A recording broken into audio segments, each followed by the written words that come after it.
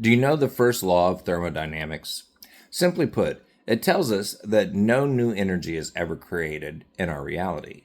It can only be transferred or transformed. The Bible already said this long before, in Genesis 2 1 through 2. And so the heavens and the earth were completed, and all their heavenly lights. By the seventh day, God completed his work, which he had done, and he rested on the seventh day from all his work which he had done.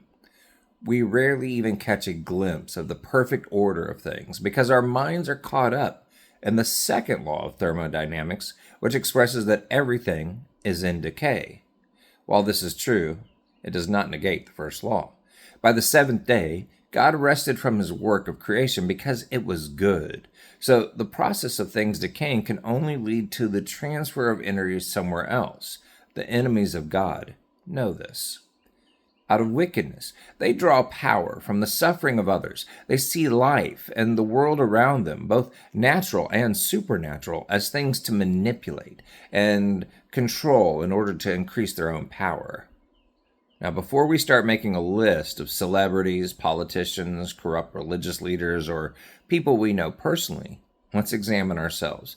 Do we ever try to control outcomes? Do we ever attempt to influence things in the natural world for our own benefit? How about making effort to affect how people see us or think about us? Is our yes always yes and our no always no? Most of us would not need to look back more than a week to see we are no better by nature than sorcerers, witches, and others who see their whole religious practice revolves around manipulation of the supernatural.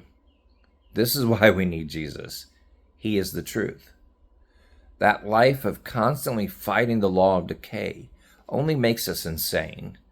But a life devoted to the one through whom everything was created, who offered salvation and rest from the horrible cycle of decay with the finished work of the cross, did it because we are worth it to him.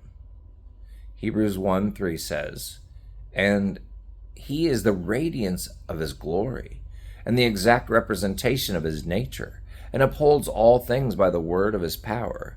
When he had made purification of sins, he sat down at the right hand of the Majesty on high.